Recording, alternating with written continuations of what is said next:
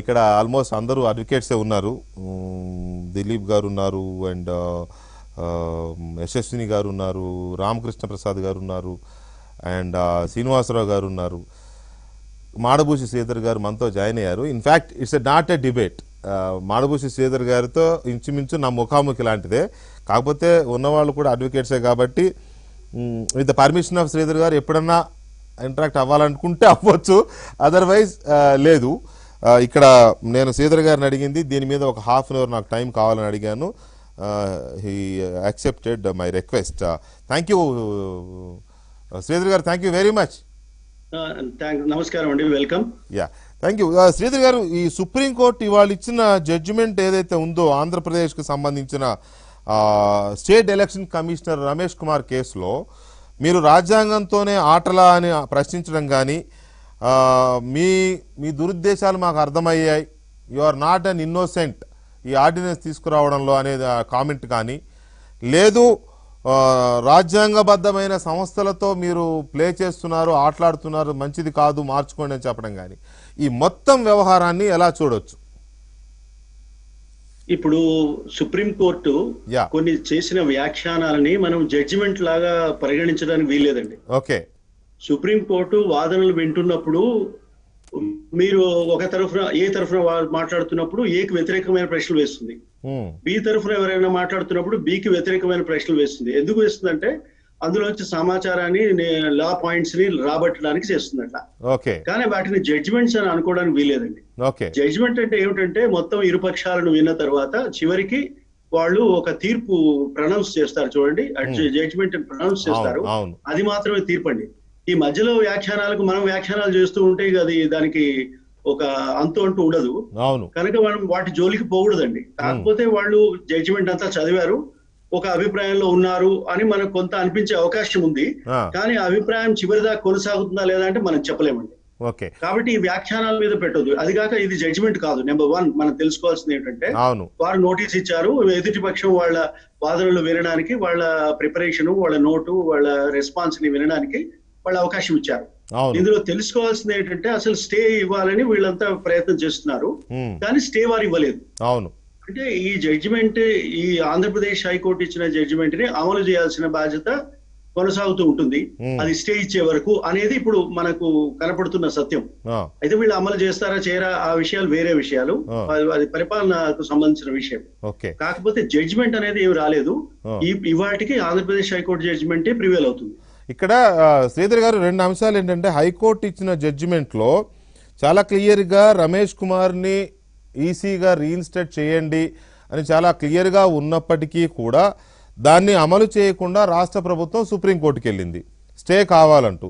Supreme court stay నిరాకరిస్తూ మీరు అన్న పాయింట్ కరెక్ట్, 2 వారాలు గడువిస్తూ రెస్పాండెంట్స్కి నోటీసులు ఇచ్చింది. ఆ ఇచ్చే సందర్భంలో ఈ కామెంట్ చేసింది సిజేఐ గారు, చీఫ్ జస్టిస్ గారే కామెంట్ చేశారు. Comments not at all judgement, మీరు చెప్పింది కరెక్ట్. అయితే హైకోర్టు అంత క్లియర్గా చెప్పిన తర్వాత రాష్ట్ర ప్రభుత్వం అమలు చేయకపోవడానికి కారణం ఏంటి? అమలు చేసి కూడా స్టేకి వెళ్ళొచ్చు, అమలు చేసి కూడా అప్పీల్కి వెళ్ళొచ్చు కదా, అమలు చేయకపోవడం కంటెంప్ట్ అవదా? అవన్నీ పాలనకు సంబంధించిన వ్యవహారాలండి. వాళ్ళు రాజకీయంగా, రాజ్యాంగ పరంగా ఆలోచించి రాజకీయంగా డెసిషన్ తీసుకుంటుంది. పొలిటికల్ ఎగ్జిక్యూటివ్ అంటాం మనం. రాజ్యాంగంలో ఒక పొలిటికల్ ఎగ్జిక్యూటివ్ అనేది ఒక ప్రభుత్వం ఉంటుంది కదా, ఆ ప్రభుత్వం నిర్ణయాలు తీసుకోవాలండి. వాళ్ళు ఏ విధంగా నిర్ణయాలు తీసుకుంటారని మనం చెప్పలేము. ఇప్పుడే మనం దాని కంటెంప్ట్ ఆఫ్ కోర్ట్ అని కూడా మనము కంక్లూడ్ చేయడానికి లేదు. ఎందుకు లేదంటే సరే సుప్రీంకోర్టులో ఉంది కదా, ఈ 2 వారాల తర్వాత తేలుతుంది అని అనుకోవాల్సిందే. అయితే 2 వారాలు వీళ్ళు అమలు చేయకుండా వీళ్ళకి అనుమతి లభించిందా అంటే లేదు. అంటే అమలు చేసి తీరాలా అంటే మనం వాళ్ళకి సంబంధించిన వ్యవహారం, అది administrator have to take a decision. మనం ఏం చెప్పలేము దాని గురించి. అది ఒక రాజకీయానికి సంబంధించిన విషయం కదా, రాజకీయ నిర్ణయం కదా, అది ప్రభుత్వ నిర్ణయం. రాజకీయ అంటే పార్టీ అనుకోవద్దు, ప్రభుత్వ నిర్ణయం. ప్రభుత్వ నిర్ణయం ఎట్లా తీసుకుంటుంది అనేది ప్రభుత్వానికి సంబంధించిన విషయం. పాపులర్ గవర్నమెంట్, జగన్మోహన్ రెడ్డి గారి ప్రభుత్వం తరఫున నేనేం చెప్పలేను కదా. అవునవును, అందులో డౌట్ ఏం లేదు. పాపులర్ గవర్నమెంట్స్ ఎప్పుడు తీసుకునే నిర్ణయాలు ఎప్పుడు పొలిటికల్ డెసిషన్స్ గానే ఉంటాయి, ఎందుకంటే వాళ్ళు పొలిటికల్ మైలేజెస్ చూసుకుంటారు కాబట్టి అది అలాగే ఉంటుంది. ఇక్కడ పాయింట్ ఏంటంటే శ్రీధర్ గారు, పదే వరుసగా ఆంధ్రప్రదేశ్ రాష్ట్ర ప్రభుత్వానికి హైకోర్టులోనో సుప్రీంకోర్టులోనో అన్ని నెగిటివ్ ఇవే వస్తున్నాయి. అంటే నెగిటివ్ వస్తున్నాయంటే కోర్టులు నెగిటివ్ ఇస్తున్నాయనేది కాదు నా ఉద్దేశము. వీళ్ళు ప్రతి కేసులోనూ వ్యతిరేక తీర్పులే వస్తున్నాయి ప్రభుత్వానికి. ఎందువల్ల ప్రభుత్వం ఈ రకమైన పరిస్థితిని ఎదుర్కొంటోందని మీరు అంచనా వేస్తున్నారు? మీ అనాలిసిస్ ఏంటి? ఇప్పుడు మనం ఒకటి ఏం ఆలోచించాలంటే, ప్రభుత్వం కొన్ని పాలసీ నిర్ణయాలు తీసుకుంటుందండి, తీసుకోవాలి కూడా, వాళ్ళ పని అదే. అవును, రాజ్యాంగం మన ప్రభుత్వాలకు నిర్దేశించిన కార్యక్రమం ఏమిటంటే ప్రజలకి కావాల్సిన నిర్ణయాలు తీసుకోవడం. అయితే ఆ నిర్ణయాలు రాజ్యాంగబద్ధంగా ఉన్నాయా లేదా అని ఛాలెంజ్ చేసే అవకాశం కూడా రాజ్యాంగంలో ఉంటుంది. అట్లా ఛాలెంజ్ చేసినప్పుడు దాన్ని డిఫెండ్ చేసుకునే అధికారం కూడా ప్రభుత్వానికి ఉంటుంది. అట్లాగే ఇప్పుడు ఒక నిర్ణయం వాళ్ళకి నచ్చలేదు అనుకోండి, హైకోర్టు నిర్ణయం, సుప్రీంకోర్టుకు పోయే అవకాశం కూడా ఉంది. అట్లాగే ఇందులో కూడా ఉంది వాళ్ళకి. రమేష్ కుమార్ గారి విషయంలో కూడా, స్టేట్ ఎలక్షన్ కమిషనర్ విషయంలో కూడా వాళ్ళకి సుప్రీంకోర్టుకు వెళ్ళి ఈ జడ్జిమెంట్ రివ్యూ చేయడం అని, అప్పీల్ చేసుకోవడం అనేది ఉంది. వాళ్ళు వెళ్ళారు. ఇప్పుడు మనం తెలుసుకోవాల్సింది ఏంటంటే, మిగతా కేసుల్లో ఎందుకు వ్యతిరేకంగా చేశారు అనేది మనం ఒక్కొక్క కేసు గురించి అప్పుడు మాట్లాడుకోవాలి. మనం దానికి అంత టైం మనకు ఉందా? లేదు. ప్రభుత్వానికి వ్యతిరేకంగా ఎందుకు వస్తున్నాయనంటే రాజ్యాంగాన్ని అనుసరించి వాళ్ళు నిర్ణయించాలని వాళ్ళు కూడా తెలుసుకోవాలి. మనకు పాపులారిటీ ఉన్నప్పటికీ, మనకు కావాల్సినంత మెజారిటీ ఉన్నప్పటికీ, ఇప్పుడు రాజ్యాంగాన్ని సవరించే మెజారిటీ కేంద్ర ప్రభుత్వానికి ఉంది. కానీ సవరించగలుగుతారా? శక్తి ఉంది. కానీ సవరణ చట్టబద్ధంగా ఉందా అని ఆలోచించాలి కదండి. సమంజసంగా ఉందా, రాజ్యాంగబద్ధంగా ఉందా అని ఆలోచించాలి కదా. అట్లాగే వాళ్ళకి శక్తి ఉన్నంత మాత్రాన సరిపోదు. ఆ చేసే సవరణ రాజ్యాంగబద్ధంగా ఉండాలి. అదేనమాట రాజ్యాంగం చెప్పేది మనకు. అందుకే మనం కాన్స్టిట్యూషనల్లీ గవర్న్డ్ స్టేట్ అంటాం. మనం రాజ్యాంగం పరిపాలిస్తుంది, పార్టీలు కాదు. పార్టీలు రాజ్యాంగం ప్రకారం పరిపాలించాలి. కరెక్ట్. సో మీరు అన్న పాయింట్ లోంచి ఒక పాయింట్ నేను అడుగుతున్నాను. ఆ ప్రభుత్వము ఎందుకు పదే ఇలాంటి వ్యతిరేక తీర్పులు వస్తున్నాయి అనేది మనం జగన్మోహన్ రెడ్డి గారి యాంగిల్ నుంచి మనం మాట్లాడలేము. కానీ రాజ్యాంగబద్ధంగా లేవు అనే విషయాన్ని వాళ్ళు సమీక్షించుకోవాలి, రివ్యూ చేసుకోవాలి అనేది మీరు సూచించారు. అంటే వాళ్ళు తీసుకునే నిర్ణయాలు రాజ్యాంగానికి లోబడి లేవనే కదా అర్థం. అది ఇంకా ఏముందండి, మరి సుప్రీంకోర్టు కూడా సమర్థించదు కదా ఎన్నో సందర్భాల్లో. కరెక్ట్. రాజ్యాంగానికి లోబడి మీ నిర్ణయాలు ఉండడం లేదని కోర్టులు పదే చెబుతూ రాజ్యాంగ పరిరక్షకులుగా మేము రాజ్యాంగాన్ని కాపాడుతున్నామని పరోక్షంగా చెబుతున్నప్పుడు, ఒక ప్రభుత్వం, జగన్మోహన్ రెడ్డి గారి ప్రభుత్వమా, మోదీ గారి ప్రభుత్వమా, ఇంకొకరి ప్రభుత్వం పక్కన పెడదాం, ఒక ప్రభుత్వం తన నిర్ణయాలను, తన విధానాలను మార్చుకోవాల్సిన అవసరం ఉంటుంది కదా. అలా లేకుండా ఇలా కంటిన్యూస్గా ప్రతి దాంట్లోనే ఎందుకు వెళుతున్నారు అనుకోవాలి. వాళ్ళు కూడా ఆలోచిస్తున్నారని నేను అనుకుంటున్నానండి. వాళ్ళు కూడా ఆలోచిస్తారు, ఇన్ని రకాలుగా వస్తున్నాయి కదా, మనం ఏం చేయాలి అనే సమీక్ష అక్కడ కూడా ఉంటుందనే నేను అనుకోవడం, ఒక మామూలు వ్యక్తిగా. ఎందుకంటే ఎవరు దాన్ని అంత సులువుగా వదిలేయాల్సిన విషయం కాదు ఇది. ఖచ్చితంగా వాళ్ళ టీంతో కూర్చొని మాట్లాడుకోవాల్సిన విషయం, ఏ ప్రభుత్వం అయినా సరే, ఈ ప్రభుత్వం అయినా సరే. అయితే ఇక్కడ రెండు ఉంటాయండి. ఒక రాజ్యాంగబద్ధంగా ఎన్నికైన ఒక ప్రభుత్వము ఒక అధికారుల బృందాలు, నిపుణుల బృందాల సహాయంతో పనిచేయాలండి. అవును. వాళ్ళకి రెండు డిపార్ట్మెంట్స్ ఉంటాయండి లాలో. ఒకటి డిపార్ట్మెంట్ ఆఫ్ లా ఒకటి ఉంటుంది వాళ్ళకి. వాళ్ళు ఈ విధాన నిర్ణయాలు తీసుకున్నప్పుడు ఆ డిపార్ట్మెంట్ కి పంపిస్తారు. పంపించిన తర్వాత రాజ్యాంగబద్ధంగా ఉందా లేదా అని అక్కడ వాళ్ళు నిపుణులు ఉంటారు, తెలిసిన వాళ్ళు, అనుభవజ్ఞులు ఉంటారు, న్యాయ నిపుణులు ఉంటారండి. అక్కడ వాళ్ళు చెప్తారు, ఇది ఇక్కడ ఉంటుందండి, ఇది ఇక్కడ ఒక ఛాలెంజ్ వచ్చే అవకాశం ఉందని ఉంటుంది. ఇది కాక ప్రభుత్వానికి అడ్వకేట్ జనరల్, ఇంకా కొందరు బృందాలు కూడా సహాయంగా ఉంటారు.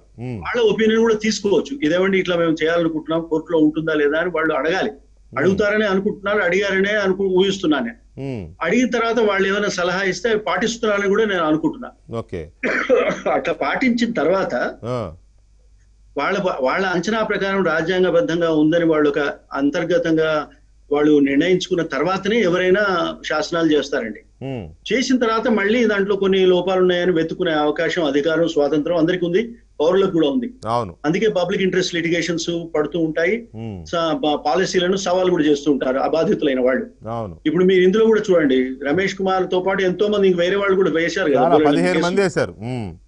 అంటే ఏమిటి, ఒక రాజ్యాంగబద్ధంగా ఉందా లేదా అనేది ఒక రమేష్ కుమార్ సంబంధించిన విషయం కాదు. ఇది రాజ్యాంగానికి, ప్రజలకి, ఎన్నికలకి, స్వేచ్ఛాయుతమైన ఎన్నికలకు సంబంధించిన విషయం. కనుక ఎవరైనా అడగొచ్చండి. అట్లా అడిగే స్వాతంత్రం ప్రజలకు ఉండడమే గొప్ప విషయం అండి ప్రజాస్వామ్యంలో. ఇప్పుడు మనకు జ్యూరిస్డిక్షన్ వస్తుంది అనమాట. ఎవరికి వస్తుంది? హైకోర్టుకు వస్తుంది, సుప్రీంకోర్టుకు వస్తుంది. ఈ రెండింటినీ మనము రాజ్యాంగ న్యాయస్థానాలు అంటాం, కాన్స్టిట్యూషనల్ కోర్ట్స్ అని ఇంగ్లీష్ లో అంటాం. అంటే వీటికి ఎక్కువ అధికారాలు ఉంటాయి, మామూలు కోర్టులకు ఉండే అధికారాల కన్నా ఎక్కువ ఉంటాయి అన్నమాట.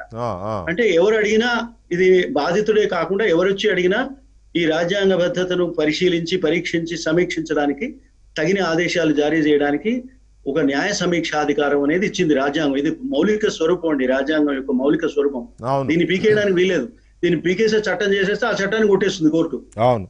ఇక్కడ ఒక అనలిస్ట్ గా చాలా కాలం ఒక లీగల్ ఎక్స్పర్ట్ అంటే న్యాయ నిపుణులుగానే కాకుండా మీరు రైట్ టు ఇన్ఫర్మేషన్ యాక్ట్ కమిషనర్గా కూడా చేశారు, జాతీయ స్థాయిలో చేశారు.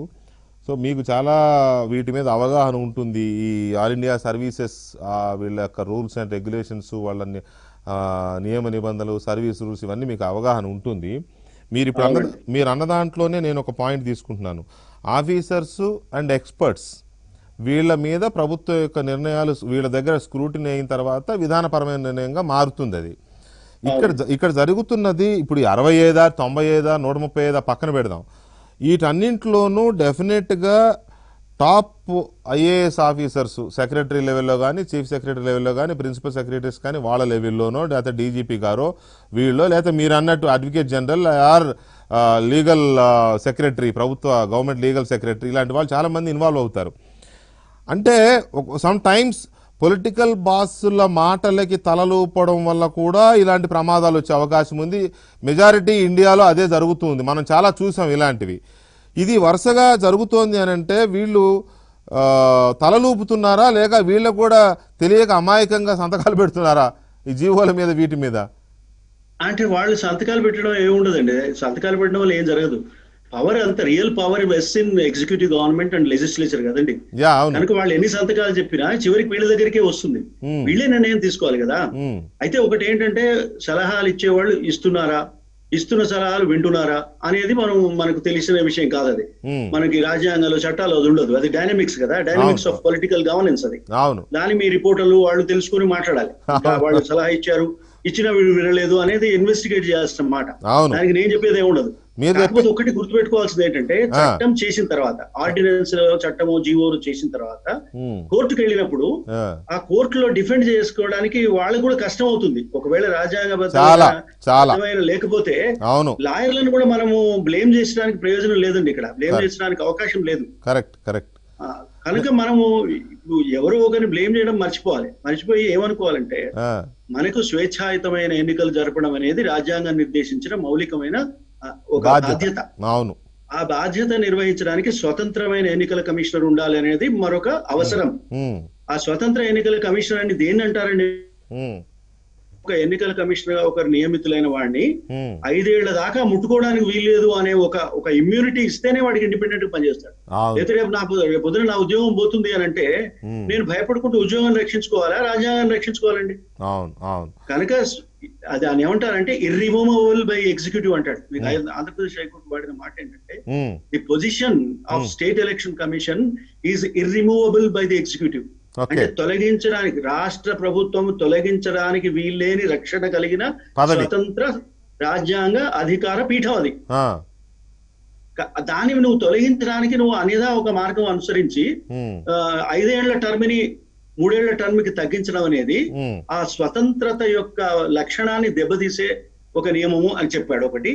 తర్వాత మీకు 243K అని ఉంటుంది కదండి రాజ్యాంగంలో, మనం ఎన్నికల కమిషన్ ఏ విధంగా అపాయింట్ చేయాలని. 243K ఏం చెప్తుందంటే ఒక ఎలిజిబిలిటీని టర్మ్ ని డిసైడ్ చేసింది. అది ఎలిజిబిలిటీ ఏం డిసైడ్ చేసిందంటే సీనియర్ అనుభవం ఉన్న ఒక ఐఏఎస్ అధికారి అని ఒకటి పెట్టింది. తర్వాత 5 సంవత్సరాలు కానీ 6 సంవత్సరాలు కానీ పెట్టొచ్చని ఉంది. అయితే ప్రభుత్వానికి కూడా అధికారం ఉంది, శాసనసభ కూడా అధికారం ఉంది మార్చడానికి. ఏం మార్చాలి? 5 ఏళ్ళు ఉంటే 6 ఏళ్ళు చేయొచ్చు, 6 ఏళ్ళు ఉంటే 5 ఏళ్ళు చేయొచ్చు, అంతేగాని 3 ఏళ్ళు చేయడానికి వీల్లేదు. అదనమాట ఒక అంటే టర్మ్ కి సంబంధించిన limitation on the power of the state government ఇదనమాట. 5 or 6 you are free, you can choose anyone. అట్లాగే క్వాలిఫికేషన్ ఏంటంటే ఎవరు కావాలి దానికి, ఎవరు ఆ పదవికి అర్హులు అని అంటే రిటైర్డ్ హైకోర్టు జడ్జి అని చెప్పలేదు అక్కడ.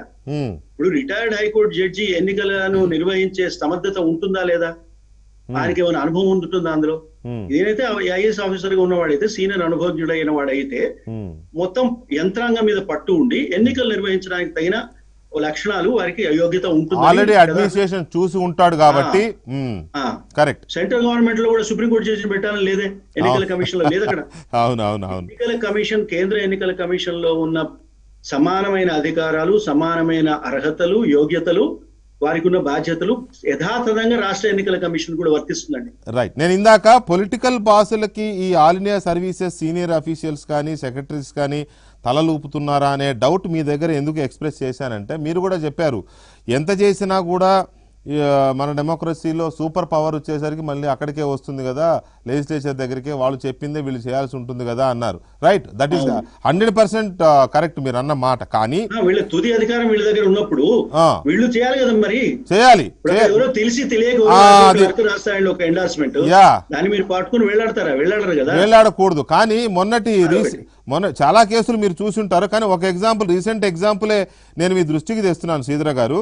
ఇక్కడ మొన్న ఈ పంచాయతీలకు రంగులు వేసిన కేసులో హైకోర్టు 3 సార్లు 4 సార్లు చెప్పినా కూడా వినకుండా దాన్ని మసిపూసి మారేడుకాయ ప్రయత్నం చేస్తే జగన్మోహన్ రెడ్డి గారు చెప్పుండొచ్చు, లేదా పంచాయతీరాజ్ మంత్రి చెప్పుండొచ్చు, ఎవరైనా చెప్పుండవచ్చు. కానీ కోర్టుకు వెళ్ళింది ఎవరు? చీఫ్ సెక్రటరీ, పంచాయతీరాజ్ సెక్రటరీ, ఇంకో ప్రిన్సిపల్ సెక్రటరీ, ఎవరో ముగ్గురు ఐఏఎస్లే వెళ్ళారు. అంటే ఇప్పుడు అంతేనండి. రాజ్యాంగంలో ఉన్న ఒక నియమం ఏమిటంటే ప్రభుత్వం పక్షాన ఒక కార్యదర్శి, నియుక్తుడైన ఒక కార్యదర్శి ఉంటారు. అవును, మీరు అంటే అది విలువ ఇవ్వడం అన్నమాట. ఎన్నికైన ప్రజాప్రతినిధికి ఒక విలువ ఇస్తూ, ఆ సార్వభౌమాధికారానికి విలువ ఇస్తూ వారి తరఫున వేరే ఎవరైనా హాజరు కావచ్చు అని ఉంటుందండి. అవును, చట్టంలో. అవును. కానీ అలాంటప్పుడు వీళ్ళు కొన్ని చూసుకోవాల్సిన అవసరం ఉండదా అంటున్నా. ఎందుకుండదండి, ఇప్పుడు మన బాధ్యతే అది. ఇప్పుడు మీకు ఐఏఎస్ ఆఫీసర్స్ ఉన్నారు, take the example of IAS officers. తర్వాత అట్లాగే ఐఎల్ఎస్ అని అంటాం, ఇండియన్ లా సర్వీస్ లో కూడా ఉన్న వాళ్ళు ఉన్నారు. అట్లా మన దగ్గర లాలో జడ్జిలుగా పనిచేసిన వాళ్ళే ఉంటారు, లా సెక్రటరీగా, మామూలు వాళ్ళు ఉండరు. వాళ్ళ తర్వాత ఆయన హైకోర్టు జడ్జి అయ్యే అవకాశం కూడా ఉంటుంది లా సెక్రటరీ. అంటే అంత ఉన్నతమైన అనుభవం ఉన్న పెద్దవాళ్ళని మాత్రమే లా సెక్రటరీగా పెట్టుకుంటారు. వాళ్ళకి ఏం తెలుస్తుంది, కోర్టుకు మన ముందుకు వస్తుంది, వస్తే ఏ విధంగా కోర్టు చూస్తుందని వాళ్ళకి తెలుస్తుంది అనమాట. కనుక వాళ్ళు స్వతంత్రంగా వ్యవహరించాలి, వాళ్ళు కూడా వ్యవహరించి చెప్పాలి, చెప్పింది వీళ్ళు వినాలి. అవును, స్వతంత్రంగా వ్యవహరించకపోయినా ప్రమాదము, చెప్పకపోయినా ప్రమాదం, చెప్పింది మీరు వినకపోయినా ప్రమాదం. రైట్, అవును, 3 ఉంటుందండి గండాలు, 3 గండాలు ఉంటాయి. అవును. తర్వాత ఇంకొక విషయం శ్రీధర్ గారు, ఇక్కడ రాజ్యాంగ వ్యవస్థల గురించి వాళ్ళ సుప్రీంకోర్టు కామెంట్ చేసింది. జడ్జిమెంట్ కాదు, కామెంటే అది. రాజ్యాంగంతోనే కామెంట్, ఎస్, రాజ్యాంగంతో ఆటలాడొద్దు, రాజ్యాంగబద్ధ సంస్థలతో అసలు ఆటలాడొద్దు అని చెప్పేసి అన్నారు. కానీ ఆర్డినెన్స్ ఇచ్చింది గవర్నర్ గారే. ఈ కామెంట్స్ గవర్నర్ గారికి వర్తించవా? గవర్నర్ వ్యవస్థ ఎందుకు తెలిసి తప్పులు చేస్తూ ఉంటుంది? అదే మళ్ళీ వ్యక్తులే కదండి. ఇప్పుడు మీరు ముఖ్యమంత్రి అయినా, గవర్నర్ అయినా, లా సెక్రటరీ అయినా, చీఫ్ సెక్రటరీ అయినా, ఐఏఎస్ ఆఫీసర్ అయినా ఒక వ్యక్తులు అక్కడ కూర్చునేది. వ్యక్తులు లేకుండా మనకు పనులు జరగవు. ఆ డైనమిక్ థింకింగ్ ప్రాసెస్ ఉన్న ఒక ఇండిపెండెంట్ ఆఫీసరు స్వతంత్రమైన నిర్ణయాలు తీసుకున్నప్పుడే రాజ్యాంగ రక్షణ జరుగుతుందండి. వేరే ఏ కన్సిడరేషన్స్ వచ్చినా దెబ్బతింటాం. అయితే ఇప్పుడు ఇక్కడ ఏం జరిగిందంటే, మనకు ఈ ఎన్నికల కమిషనర్ వ్యవహారంలో మీరు సలహా ఇచ్చారు. ఎవరు? రాష్ట్ర ముఖ్యమంత్రి గాని మంత్రివర్గం గాని సలహా ఇచ్చింది. ఏమని? రికమెండేషన్, ఈ ఆర్డినెన్స్ తీయండి, ఈ జీవో పాస్. ఈ జీవోలు అంటే వాళ్ళే పాస్ చేస్తారు, దానికి పెద్ద ఇదేం లేదు. కానీ ఆర్డినెన్స్ అనేది ఒక ఇంపార్టెంట్ మాట అండి. ఆర్డినెన్స్ చేయడానికి, ఆర్డినెన్స్ చేసే అధికారం ఉంది, దాని జోలికి పోవట్లేదు నేను. ఆర్డినెన్స్ చేయొచ్చు, ఎన్నికల కమిషనర్ యొక్క పదవికి సంబంధించిన టర్మ్స్ ఆఫ్ కండిషన్స్ మార్చొచ్చు, వారి టెన్యూర్ కూడా మార్చొచ్చు. కానీ అపాయింట్మెంట్ విధానాన్ని ముట్టుకోవడానికి వీల్లేదండి రాష్ట్ర ప్రభుత్వానికి. రాష్ట్ర ప్రభుత్వం ముట్టుకోవడానికి వీల్లేని నియామక విధానంలో కూడా జోక్యం చేసుకోవడం వల్ల అక్కడ గవర్నర్ ఈ సలహాను పాటించి చేసిన ఆర్డినెన్స్ కూడా చెల్లకుండా పోయింది. అయితే గవర్నర్ కూడా నిజంగా నేను ఒక మాట మీతో ఏకీభవిస్తాను. ఏమిటంటే, గవర్నర్ అనేది అత్యున్నతమైన రాజ్యాంగ పీఠం, అది కూడా ముఖ్యమంత్రితో సమానమైంది, ఒక రకంగా ఎక్కువైంది కూడా. కనుక అతను కూడా ఏం చేయాలంటే, గవర్నర్ గాని రాష్ట్రపతి పొజిషన్ లో ఉన్న వాళ్ళు మన ముందుకు వచ్చిన ఆర్డినెన్స్ రాజ్యాంగ పరంగా నిలబడుతుందా లేదా అని చూడాల్సిన బాధ్యత వారికి కూడా ఉంది. అటార్నీ జనరల్, అడ్వకేట్ జనరల్ కి వారికి సలహా ఇవ్వాల్సిన బాధ్యత కూడా వారి మీద ఉంటుందని రాజ్యాంగంలో రాసుకున్నాం. అవును. కనుక అయితే మరి మన గవర్నర్ కి తెలిసే అవకాశం లేకపోవచ్చు అండి ఒక రకంగా. ఎట్లా అంటే, జనరల్ గా ముఖ్యమంత్రి సలహా పైన, మంత్రివర్గ సలహా పైన గవర్నర్ వ్యవహరిస్తూ ఉంటాడు. కానీ హైకోర్టు చాలా స్పష్టంగా ఏం చెప్పిందంటే, ఈ రమేష్ కుమార్ గారి కేసులో, ఇది ముఖ్యమంత్రి సలహా మీద ఆధారపడి చేయాల్సిన నిర్ణయం కాదు, స్వయంగా విచక్షణతో చేయాల్సిన నిర్ణయము అని చెప్పింది. గవర్నర్ ఈ విషయం ఆయనకు తెలిసి ఉండకపోవచ్చు కదండి. అదనమాట సమస్య అక్కడ. కనుక నేను ఇది ఎవరినో అభిశంసన కింద మనం తీసుకోవద్దు.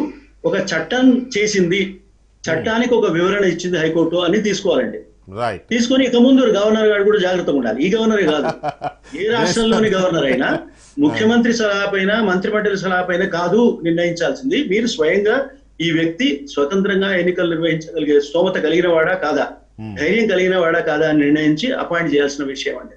రైట్. తర్వాత శ్రీధర్ గారు ఇక్కడ విత్ యువర్ పర్మిషన్ ఒక 4 అడ్వకేట్సే ఉన్నారు. ఏం పర్వాలేదు, అడగండి సార్. పర్వాలేదు, నాకన్నా ఎక్కువ తెలుస్తుంది. అంటే వాళ్ళు 100% ప్రాక్టీస్ చేస్తున్న వాళ్ళు. ప్రాక్టీస్ చేస్తున్నారు. పైగా యశస్విని గారు వారు అడ్వకేట్ గా ఉన్నారు. పైగా జనసేన చాలా ప్రముఖులండి వాళ్ళంతా. మీ పేర్లు చెప్పారు, విన్నాను నేను. మాట్లాడండి, ఏం పర్వాలేదు. రైట్. యశస్విని గారు మీతో మాట్లాడుతున్నారు, ప్లీజ్ మ్యామ్. శ్రీధర్ గారు, ఇప్పుడు మీరు ఒక మాట అన్నారు, డైనమిక్ ఆఫ్ పాలిటిక్స్ అని. True sir, I do agree with you. Dynamic of politics and interpretation of statutes రెండు కలిసి ఇప్పుడు మొత్తం తమాషా జరుగుతుంది అక్కడే కదండి. ఇప్పుడు అడ్వైజరీ బోర్డులో వాళ్ళు ఇవ్వకపోవడం, వాళ్ళు ఖచ్చితంగా చెప్తారు ఇది 243K నీ disadvantage of the state election commissioner కి డిసడ్వాంటేజ్ జరుగుతుంది అని చెప్పు ఉంటారు. కానీ నాకు ఇది కావాలి అని చెప్పే గవర్నమెంట్ ఇప్పుడు చేస్తుంది. So dynamic of politics and interpretation of statutes, ఈ రెండు క్లాష్ కాంబినేషన్ రిజల్టే ఈ రోజు వస్తున్న జీవోలు కాదా సార్? అదొక్కటి నాకు I want be very clear. ఒక మాట చెప్తానండి నేను, మీరన్న దానికి సంబంధించిన మాట. ఇప్పుడు ముఖ్యమంత్రి గాని, గవర్నర్ గాని, లా సెక్రటరీ గాని, కేబినెట్ మంత్రి గాని వీళ్ళంతా ఎందుకున్నారండి? ఎందుకు? వాళ్ళు ప్రామిస్ కూడా చేస్తారు. వాళ్ళు వచ్చినప్పుడు వాగ్దానం, మేము రాజ్యాంగాన్ని అనుసరించి వ్యవహరిస్తాము, రాజ్యాంగాన్ని ప్రకారమే చట్టం ద్వారా వ్యవస్థాపితమైన రాజ్యాంగానికి అని కదా చెప్పేది. ఆ వాగ్దానం నిరంతరం వాళ్ళు గుర్తుపెట్టుకోవాలండి, అందులో డౌట్ లేదు. నిరంతరం ఆ వాగ్దానాన్ని గుర్తుపెట్టుకొని, ఒకవేళ నేను ఇంకో మాట చెప్తాను మీకు, మీరు అన్నదానికి ఇంకొక అడ్వాన్స్ పాయింట్ చెప్తాను. Even if an advice adverse to this has been given by the Department of Law, it is the duty of the Chief Minister to look into constitutionality. Perfect అండి, అది ఐ అగ్రీ. ఇప్పుడు ఎందుకంటే ఇది జరుగుతుంది వాస్తవం, ప్రజలందరికీ నేను అప్పీల్ చేసేది అదే. అడ్వకేట్లు అడ్వైజరీ బోర్డు బానే చెప్తున్నారు, కానీ నాకు ఇది కావాలి ఖచ్చితంగా అని చెప్పిందే మన ఇక్కడ పొలిటికల్ మన పరిధిలో లేని విషయం కదా, మనకి తెలియని విషయం కదా. అంటే మన డిస్కషన్ అడ్వైస్ ఇచ్చారా లేదా, ఇస్తే పాటించారా లేదా అనేది అది డే టు డే అఫైర్స్ కి సంబంధించిన విషయం. మీరు అనేది ఏంటంటే అడ్వకేట్స్ కానీ లేదా లీగల్ అడ్వైజరీస్ కానీ లేకపోతే సెక్రటరీ కానీ వీళ్ళ పరిధిలో లేదు, వాళ్ళు కుదరదన్నా కూడా నాకు అదే కావాలన్నప్పుడు ఇంకా చేయక తప్పని పరిస్థితి వస్తుంది. మళ్ళీ చివరికి వీళ్ళే భరించాల్సి వస్తుంది అనేది శ్రీధర్ గారు. రైట్. రామకృష్ణ గారు, ఇంకొక మాట అండి, ఇంకొక మాట మీరు మనం గమనించాల్సింది ఏమిటంటే, తుది నిర్ణయం యొక్క ప్రభావం ఏమిదో ఉంటుందని కదా సమాజం చూడాల్సింది. అవును అవును, సమాజం గాని న్యాయస్థానం గాని తుది నిర్ణయం యొక్క ప్రభావాన్ని పరిశీలించాలి కదండి. అవును అవును అవును. రైట్. రామకృష్ణ గారు, మీరు ఏమైనా మాట్లాడతారా శ్రీధర్ గారితో? అంటే ఒక విషయం అండి, దీనిలో స్పష్టంగా ఇప్పుడు న్యాయస్థానం, హైకోర్టు రాష్ట్ర అత్యున్నత న్యాయస్థానం స్పష్టంగా చెప్పింది కదా, 318 దీంట్లో స్పష్టంగా చెప్పింది. ఏమనంటే వాళ్ళని ఉంచాలి అని చెప్పింది. ఇందాక చెప్పినట్టు దిలీప్ గారు చెప్పారు, నేను చెప్పాను అది. ఇప్పుడు అలా దాన్ని కంటిన్యూ చేయకపోవడం అనేది కరెక్ట్ కాదు కదా అనేది ఒకటి. రెండోది ఇంకొక విషయం, ఇది యాడెడ్ సార్, ఇది శ్రీధర్ గారి గురించి కాదు. ఇప్పుడు ఇందాక 3 న్యాయవాదులను తొలగించారు, ఫ్లాష్ న్యూస్ అని వచ్చింది. ఒకవేళ ఆ న్యాయవాదుల్ని న్యాయస్థానాల్లో వచ్చినటువంటి అంశాలకి లేదా తీర్పులకి అనుగుణంగా పనితీరు బాగుండలేదో ఇంకొక రకంగా తొలగించినట్లయితే అది కరెక్ట్ కాదు. ఎందుకంటే న్యాయస్థానాల్లో న్యాయవాదులు ఉండేది మంచి జడ్జిమెంట్ ఇవ్వటం కోసం. న్యాయస్థానం మంచి జడ్జిమెంట్ ని, మంచి న్యాయాన్ని ప్రజలకు అందించడం కోసం మేము ఉంటాం. అంటే on the of of the client అవి నామినేటెడ్ పోస్ట్ అయినప్పుడు అదే చెప్తుంది సార్. అయితే దీనిలో జరిగింది ఏంటంటే, వాళ్ళు వాస్తవానికి కీలకమైనటువంటి వాటిలో లేరు. కీలకమైనటువంటి వాటిలో వాళ్ళకి కావాల్సినటువంటి ఆ సామాజిక వర్గాలు, వాటికి సంబంధించిన అంశం. వీళ్ళు ఇద్దరు ఎస్సీకి, ఒకళ్ళు మైనారిటీకి సంబంధించిన వాళ్ళని మరి రాజీనామాలు చేయటం అనే వెనకాల ఉన్నటువంటి వ్యక్తికి ఆ విషయాలు ఏంటో అనేది మనకి రావాల్సినటువంటి అవసరం. దీనిలో నేను ఎందుకంటున్నానంటే, ఒకవేళ న్యాయస్థానాల్లో వచ్చిన మీరు 3 న్యాయవాదులకు సంబంధించిన విషయం ఏదైతే ప్రస్తావించారో కాదు రామకృష్ణ గారు, అంటే చిన్న ఇంటరప్షన్ ప్లీజ్. ఇక్కడ 3 న్యాయవాదుల రాజీనామాలకు సంబంధించి ఏదైతే మీరు ప్రస్తావించారో, ఎందుకు రాజీనామా చేయించారో ప్రభుత్వం చెప్పే అవకాశం లేదు. వాళ్ళకి ఏ ఉద్దేశమైనా ఉండొచ్చు, బలి పశువులు చేసి ఉండొచ్చు, లేకపోతే ఇంకోటి అయి ఉండొచ్చు, కానీ అది చెప్పరు. రిజైన్ చేయించారు అంతే, నామినేటెడ్ పోస్ట్ కాబట్టి జస్ట్ గో అన్నారు అంతే, వెళ్ళిపోతారు, కొత్త వాళ్ళని తీసుకుంటారు, అది వేరే పాయింట్. తర్వాత మీరు ఫస్ట్ అడిగిన శ్రీధర్ గారిని ఉద్దేశించి మాట్లాడినప్పుడు ఒక పాయింట్ ఏమన్నారు, హైకోర్టు అంత క్లియర్ గా చెప్పిన తర్వాత ప్రభుత్వం పాటించకపోవడం అనేది కరెక్ట్ కాదు కదా అని మీరు అన్నారు. దానికి వారు ఇనిషియల్ గానే ఫస్ట్ రిమార్క్స్ లోనే అది చెప్పారు రామకృష్ణ గారు.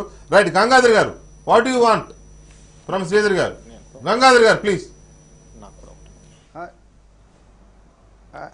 ఇప్పుడు శ్రీధర్ గారు అడగాలనుకుంది ఏంటంటే, వినబడుతుందా? సుప్రీంకోర్టు చెప్పండి. ఎస్, సుప్రీంకోర్టు రైట్, అది మాట్లాడుతున్నాను. సుప్రీంకోర్టు అంత తీవ్రంగా వ్యాఖ్యానించడానికి కారణం, రాజ్యాంగంతో ఆటలా అని వ్యాఖ్యానించడానికి కారణం ఇక్కడ చాలా స్పష్టంగా, and the conditions of the service of the state election commission shall not be varied to his disadvantage after his appointment అని చాలా స్పష్టంగా 243K క్లాస్ 2లో ఉంది. ఇది రాజ్యాంగంలో ఉంది. దీనికి పూర్తి వ్యతిరేకంగా భిన్నంగా ఆర్డినెన్స్ తీసుకొచ్చారు. దాన్ని ఆర్డినెన్స్ కి గవర్నర్ గారు ఆమోద ముద్ర వేశారు.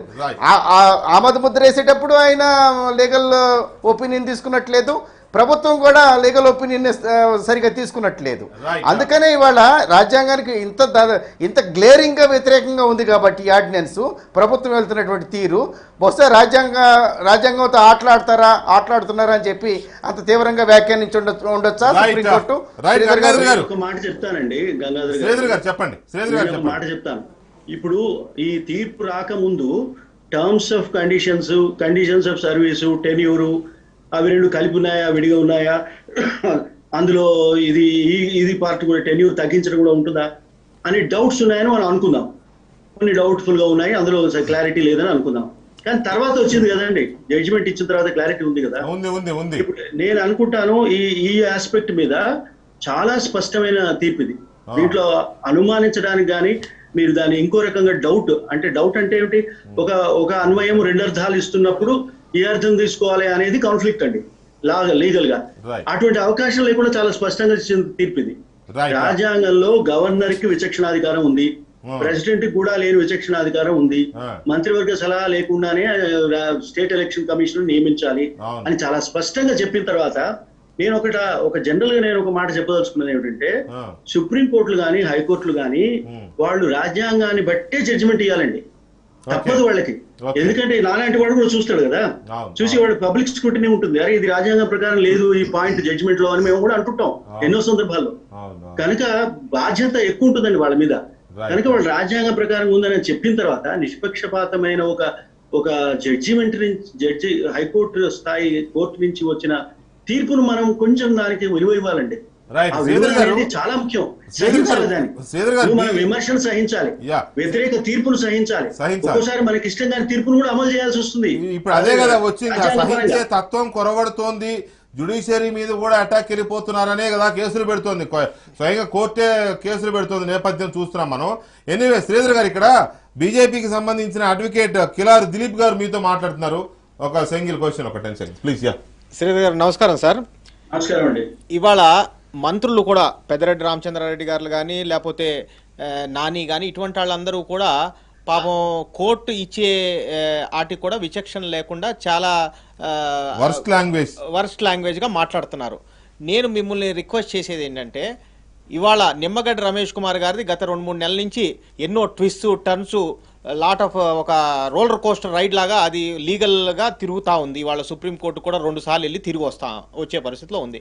ఇవాళ మిమ్మల్ని నిమ్మగడ్డ రమేష్ కుమార్ గారికి ఒక సలహా, ఆ కుర్చీలో కూర్చుంటానికి, ఎందుకంటే ఆయన చక్కగా ఇవాళ కరోనా నుంచి ఎన్నో కోట్ల మంది ఆంధ్ర ప్రజల్ని కాపాడారని నేను ఖచ్చితంగా నమ్ముతున్నాను. భారతీయ జనతా పార్టీ కూడా ఖచ్చితంగా పోస్ట్ పోన్ చేయడం ద్వారా దాన్ని ఇవాళ కంటెస్ట్ చేస్తా మన ఆంధ్ర గవర్నమెంట్ ఎంతో విధంగా ఒక క్రైమ్ చేస్తానని మేము నమ్ముతున్నాం.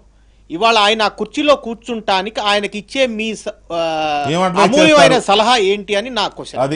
నేను ఒక మాట చెప్తానండి. మీరు అనే పాయింట్ లో నాకు బాగా రిలవెంట్ గా అనిపించిన మాట ఏమిటంటే, హైకోర్టు ఒక తీర్పు ఇచ్చిన తర్వాత ఆ హైకోర్టు న్యాయమూర్తుల గురించి మనం ఇష్టం వచ్చినట్టుగా వ్యాఖ్యానాలు ఎవరైనా చేయకూడదండి. చేస్తే ఇప్పుడు నాకు ఒకటి కొన్ని నేను చూశాను నా ఈ మధ్య వేరే సందర్భంలో ఆ. నరుకుతాం, చంపుతాం, అవును. లేదా హైకోర్టు జడ్జీలందరినీ ఒక గదిలో పెట్టి అందులో కరోనా పేషెంట్ ఒకరిని పంపిద్దాం, ఇటువంటి మాటలు చాలా దారుణం అండి. నేనేమంటానంటే రేపు హైకోర్టు జడ్జి గురించి నువ్వు ఇట్లా మాట్లాడితే అవును. ఎవరైనా ఆ మాట్లాడిన వ్యక్తి ఎవరైనా ఏ పార్టీ నాకు సంబంధం లేదు, నేను రాజకీయం గురించి మాట్లాడనండి. మీరంతా రాజకీయాల్లో ఉంటే మీరు మాట్లాడడం మీ ఇష్టం అది, కానీ నేను రాజకీయం గురించి మాట్లాడను. నా బాధ ఏమిటంటే ఒక హైకోర్టు జడ్జిగా ఉన్న ఉన్నత స్థాయిలో ఉండి రక్షణలు ఉండి రాజ్యాంగ రక్షణలు ఉండి పోలీసు కూడా ఆయన రక్షించాల్సి వస్తుంది. అటువంటి రక్షణలు ఉన్న వ్యక్తినే మీరు ఇట్లా బెదిరిస్తే రేపు పొద్దున మన విలేకరి గారు ఆంధ్రజ్యోతి విలేకరి గారు రాస్తే టీవీ ఆయన ఇంకేమన్నా అంటే నేను ఇంకేమన్నా అంటే మా పరిస్థితి ఏమిటంటే అవును అనే భయం ఏర్పడుతుంది. కనుక నేను చెప్పేది ఏంటంటే మనకు న్యాయ వ్యవస్థ అనేది లేకపోతే రాజకీయంగా తీసుకున్న రాజ్యాంగ వ్యతిరేక నిర్ణయాలను తప్పుపట్టే వ్యవస్థే ఉండదు. కరెక్ట్. వ్యవస్థ కోసం కనీసం తీర్పును మనం జడ్జీలను ఇంత దారుణంగా తిట్టే పరిస్థితి తెచ్చుకోకూడదని నేను అనుకుంటున్నాను. మనం ఎంకరేజ్ చేయకూడదు. తర్వాత పార్టీ పరంగా కూడా ఇప్పుడు బీజేపీ తరఫున ఎవరైనా హైకోర్టు సుప్రీంకోర్టు అన్నారనుకోండి వెంటనే సస్పెండ్ చేయాలండి. అవును, ఏ పార్టీలు కూడా పార్టీ స్ట్రింజెంట్ యాక్షన్ తీసుకోవాలి. యాక్షన్ తీసుకోవాలండి. కరెక్ట్ కరెక్ట్ ఎందుకంటే మనం వ్యవస్థలను కాపాడుకోవాలి సార్. కానీ విజయసాయి రెడ్డి గారు వాళ్ళకే లీగల్ ఎయిడ్ ఇస్తానంటున్నారు. రైట్. ఓకే. రమేష్ కుమార్ గారితో కూడా నాకు సంబంధం లేదు. రమేష్ కుమార్ సమర్థుడా కాదా నేను దాని జోలి పోదలుచుకోలేదు. అవును. కానీ నువ్వు ఇప్పుడు రమేష్ కుమార్ పంపించిన ఇంటికి పంపించడానికి 5 ఏళ్ళు 3 ఏళ్ళు చేసినట్టు ఎవరైనా నువ్వు చేస్తూ పోతే నీకు స్వతంత్రత ఉండదనేది కదా. మీకు ఒక మాట చెప్తాను. స్వేచ్ఛాయుతమైన ఎన్నికలు జరిపి ఒక ప్రజా ప్రాతినిధ్య వ్యవస్థను ఏర్పాటు చేయడం అనేది ముఖ్యమైన లక్షణం, ముఖ్యమైన అవసరం. దానికోసం స్వతంత్రమైన ఎన్నికల వ్యవస్థ ఉండడం ఇంకొక అవసరం. దానికోసం ఇర్రిమూవబుల్ అంటే తొలగించడానికి వీలు లేకుండా 5 ఏళ్ల పాటు ఉండే, మీకు తెలుసా గవర్నర్ కూడా తొలగించలేడు ఈ ఎన్నికల అధికారిని. ఒకసారి అపాయింట్ అయితే కూడా తొలగించలేడు. హైకోర్టు జడ్జిని ఏ విధంగా అయితే తీసేయాలో ఆ విధంగా తీసేయాలి. హైకోర్టు జడ్జి ఏ విధంగా తీసేయాలంటే పార్లమెంట్ తీసేయాలి. అంటే గవర్నర్ కి అధికారమే లేదు. గవర్నర్ కి సబార్డినేట్ ఆఫీసర్ గా ఉండడు. ఎవరు ఎన్నికల అధికారి ఉండడు. గవర్నర్ కే సబార్డినేట్ గా ఉండిన అధికారి ముఖ్యమంత్రికి ఇంకా ఇతరులకి చీఫ్ సెక్రటరీకి ఉండే అవకాశమే లేదు, ఉండకూడదు. ఇవన్నీ ఇంత కీలకమైన పాయింట్స్. ఎన్నికల కమిషనర్ ని తీయాలి అంటే పార్లమెంటుకు తప్ప ఇంకెవరికీ రైట్ లేదు, ఇంక్లూడింగ్ గవర్నర్ కూడా లేదనే అంత స్పష్టంగా ఉన్న తర్వాత కూడా రాష్ట్ర ప్రభుత్వం ఒక రకంగా దుస్సాహసానికి ఒడిగట్టిందనే చెప్పాలి కాన్స్టిట్యూషనల్ బ్రీచ్ చేయడంలో. మరి correct, you are right sir. కాబట్టి ఇకనైనా అలాంటి మానుకుని నిబంధనలకు లోబడి ఎలాంటి నిర్ణయాలైనా తీసుకోవచ్చు, ప్రజా ఉపయోగపరమైన నిర్ణయాలు ఎన్నైనా తీసుకోవచ్చు. అది కాన్స్టిట్యూషనల్ ఫ్రేమ్ లో అప్పీల్ అండి అన్ని పార్టీలకి, కేంద్రంలో ఉన్న బీజేపీకి, తెలంగాణలో ఉన్న తెరాసకి, ఆంధ్రప్రదేశ్ లో ఉన్న సిపికి ఒకటే నా మనవి. మీకు భగవద్గీత బైబిల్ రాజ్యాంగమే. కరెక్ట్. ఖురాను అదేమో ఖురానేనా? ఖురాన్ కూడా రాజ్యాంగమే. అవును. మీరు ఈ రాజ్యాంగంలో ఉన్న అక్షరాలను నియమాలను కొల్లు పోకుండా పాటించాలని మీకు మనవి చేస్తున్నా. ఎందుకు చేస్తున్నారంటే అదే మిమ్మల్ని రక్షిస్తుంది. మీకు రాజ్యాంగమే లేకపోతే మీరు ఎన్నికయ్యే వాళ్ళే కాదు ముఖ్యమంత్రిగా. ఈ దేశంలో ప్రతి ప్రభుత్వానికి ప్రతి పౌరుడికి అందరికీ పవిత్రమైన గ్రంథం రాజ్యాంగమే. ఇంకా అంతకు మించి రెండో మాట లేదు. లేనప్పుడు మీరు అధికారంలో లేనప్పుడు మీ మీద రాజ్యాంగ వ్యతిరేకమైన దాడులు జరిగినప్పుడు కూడా మిమ్మల్ని రక్షించింది, రక్షించవలసింది, రాజ్యాంగమే, ఉపయోగించింది కూడా రాజ్యాంగమే. ఈ డిబేట్ స్టార్టింగ్ లో మీరు ఎవరైతే ఇవాళ కోర్టుల మీద ఇన్ని కామెంట్స్ చేస్తున్నారో ఆ జగన్మోహన్ రెడ్డి గారికి కూడా బెయిల్ ఇచ్చింది కోర్టే అని ఇందాక మన యశస్విని గారు గుర్తు చేశారు. ఇప్పుడు ఒకవేళ ఆయన పైన వచ్చిన ఈ దర్యాప్తులో తప్పులు జరిగితే కోర్టు ద్వారానే ఆయనకు రక్షణ లభిస్తుంది. అంతే కదా. అవును అవును, రైట్ సార్. శ్రీధర్ గారు థ్యాంక్ యూ వెరీ మచ్. మీరు ఈ ప్రైమ్ టైంలో మాతో ఈ డిబేట్లో షేర్ చేసుకున్నందుకు థ్యాంక్ యూ వెరీ మచ్. అలాగే గంగాధర్ గారు అండ్ రామకృష్ణ గారు, శ్రీనివాసరావు గారు, యశస్విని గారు, దిలీప్ గారు థ్యాంక్ యూ వెరీ మచ్ డిబేట్లో పార్టిసిపేట్ చేసినందుకు. మళ్ళీ రేపు కలుద్దాం. శుభరాత్రి.